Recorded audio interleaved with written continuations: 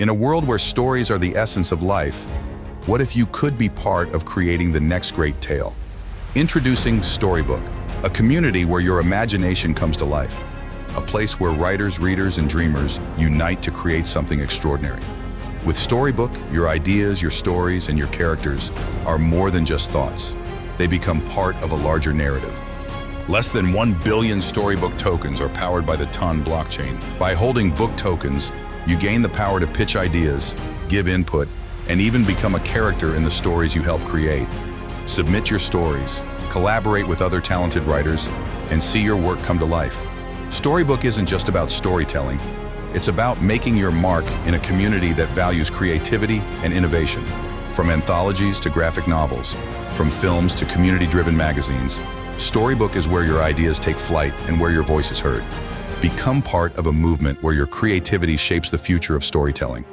Welcome to Storybook, a community where stories come to life.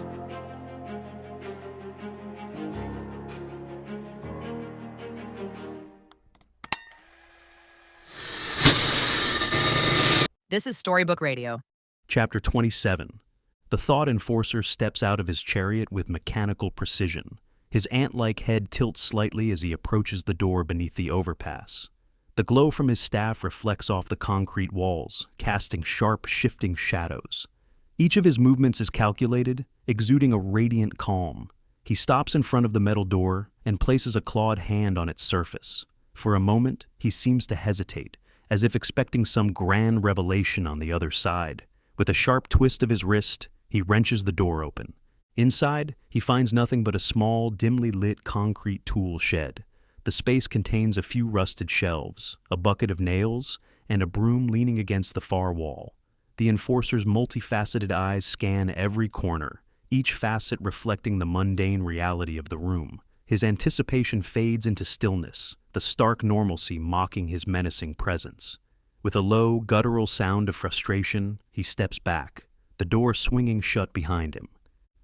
Meanwhile, Phoenix and Valerie step through the door and are immediately struck by the shift in atmosphere. The air is warmer, with a faint hum that seems to vibrate through their bones.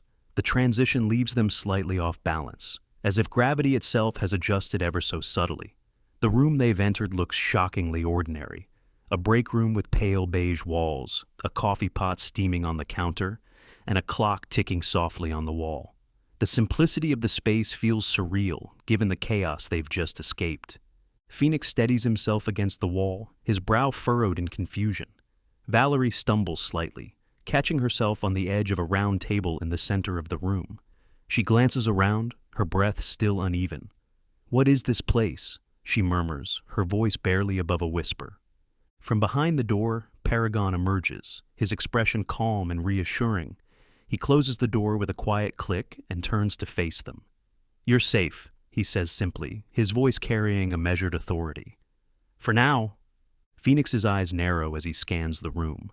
He notes the clock, its second hand moving at an unnaturally smooth pace, and the coffee pot, its steam curling in perfect, unbroken spirals. There's a stack of magazines on the table, their covers pristine despite the faint layer of dust on the table itself. It's an unsettling contradiction, the ordinary veneer failing to mask the underlying strangeness.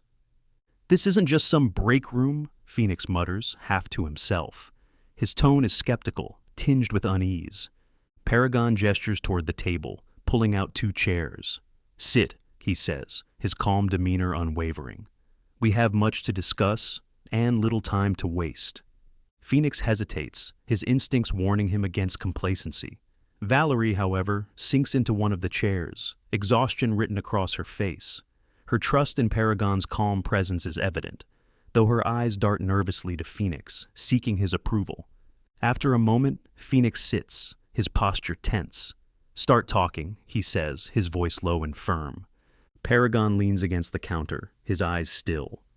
"This room is a pocket dimension," he begins, folding his arms. "It exists outside the reach of the omniscient and his enforcers. Each person who steps through its door experiences a unique version of the room, tailored to their subconscious. What you see here is a reflection of your combined psyches." Valerie frowns, her confusion evident. "A break room? That's what our minds created?" Paragon's lips twitch into a faint smile. Comfort and function, a place of temporary reprieve. It makes sense given your circumstances.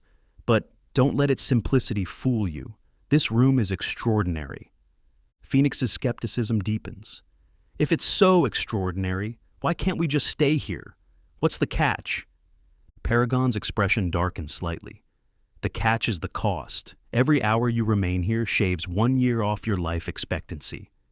The weight of his words settles over the room like a heavy fog. Valerie's breath catches, her eyes widening in shock. 1 year? Per hour? Paragon nods. Time here doesn't flow as it does outside. The room protects you, but its protection demands a price. It's not a place to linger. Phoenix's jaw tightens, his hands balling into fists on the table. And what happens if we leave? Paragon's gaze sharpens. Outside, the omniscience forces await. Your thoughts will betray you if you're not careful. The room buys you time to plan, but the moment you step out, the danger resumes.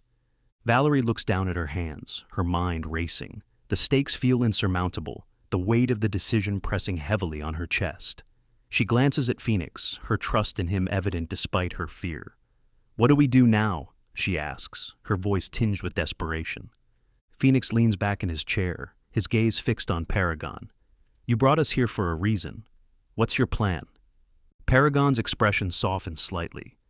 "My role is to guide, not to decide. The choices are yours to make, but if you wish to confront the omniscient, you must be prepared to face truths you've hidden even from yourselves." The room falls silent, the ticking of the clock loud in the stillness. Valerie's grip tightens on the edge of the table, and Phoenix's gaze hardens. Despite the uncertainty, a shared resolve begins to form between them.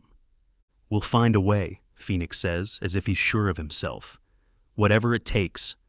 Paragon nods, his enigmatic smile returning. "Then let's make every moment count."